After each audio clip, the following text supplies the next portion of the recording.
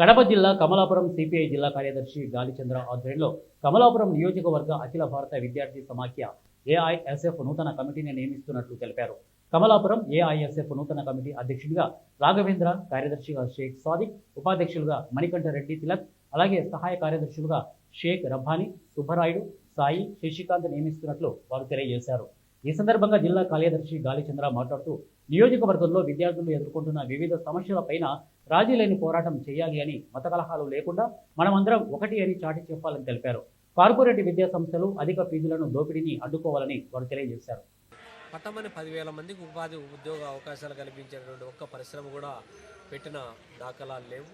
పైగా విద్యారంగంలోనే సమూలమైనటువంటి మార్పుల పేరుతో, నేషనల్ ఎడ్యుకేషన్ పాలసీ పేరుతో మత విద్వేషాలను రెచ్చగొట్టేటువంటి, మత ఛాందసవాదాన్ని, అశాస్త్రీయ భావజాలాన్ని చొప్పించేటటువంటి సంస్కృతిని ఎడ్యుకేషన్ సిస్టంలోకి తీసుకురావడానికి ప్రయత్నం సాగిస్తూ ఉన్నాడు. పైగా యూనివర్సిటీలను కూడా బీజేపీ అండ్ సంఘ్ పరివార్ యొక్క కబంధ హస్తాల్లోకి తీసుకోవడానికి నిరంతర ప్రయత్నం సాగిస్తూ ఉన్నాడు. కానీ ఇవాళ విద్యారంగ సమస్యలకు వరకు వచ్చేటప్పటికి విద్యారంగానికి కేటాయించాల్సినటువంటి నిధులు కేంద్ర ప్రభుత్వము జీడిపిలో 6%, రాష్ట్ర ప్రభుత్వం 10% కేటాయించాలా. తద్వారా ఎడ్యుకేషన్లో మౌలిక ఇన్ఫ్రాస్ట్రక్చర్ డెవలప్మెంట్ అనేటువంటిది పూర్తిగా లోపించింది. మరి రాష్ట్రంలో కూడా కూటమి ప్రభుత్వంలో చెప్పినటువంటి వాగ్దానాలలో ప్రధానమైనటువంటి ఫీజు రియంబర్స్మెంటు ఈ రాష్ట్ర విద్యాశాఖ మంత్రి లోకేష్ బాబు గారు పదే పదే చెప్తా వచ్చారు. కానీ ఇప్పటికీ ఏడాది దాటింది. ఫీజు రియంబర్స్మెంట్ పైన ఒక యాక్షన్ ప్లాన్ లేదు. ఈ సంవత్సరం ఇస్తామని, ఈ నెలలో ఇస్తామనేటువంటిది కానీ లేదు.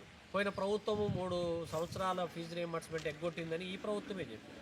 కానీ ఈ ప్రభుత్వం కూడా వచ్చిన తర్వాత ఫీజు రియంబర్స్మెంట్ పైన ఒక క్లారిటీ ఇవ్వకపోవడం అనేటువంటిది బాధ్యత రాహిత్యాన్ని గుర్తు చేస్తూ ఉంది.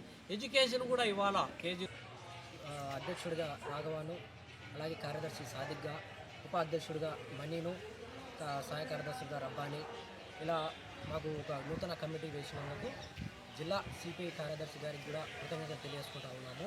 విద్యార్థులకు ఏ సమస్య వచ్చినా కూడా, ముఖ్యంగా ఎస్సీ, ఎస్టీ, బీసీ, మైనారిటీ హాస్టళ్లలో కూడా వాళ్ళకు మౌలిక సదుపాయాల గురించి కూడా దాని మీద కూడా మేము ఎనలేని పోరాటం చేస్తామని, అలాగే విద్యార్థులకు ఏ కష్టం వచ్చినా కూడా అండగా ఉంటామని, ప్రతి ఒక్క విషయంలో ఫీజు రియంబర్స్మెంట్ విషయం అయితేనేమి, టీచర్ పోస్టుల భర్తీ విషయంలో అయితేనేమి, ప్రతి ఒక్క విషయంలో అయితేనేమి, పిల్లలకు కల్పిస్తున్నటువంటి మధ్యాహ్న భోజనం విషయంలో కానీ ప్రతి ఒక్క దాంట్లో కూడా మేము అందరికీ అందుబాటులో ఉంటాము. ఏ విద్యార్థులకైనా కూడా ఎటువంటి సమస్య వచ్చినా కూడా మా వరకు తెలియజేయండి. ఖచ్చితంగా మీ యొక్క సమస్య పరిష్కారానికి మేము ఎల్లప్పుడూ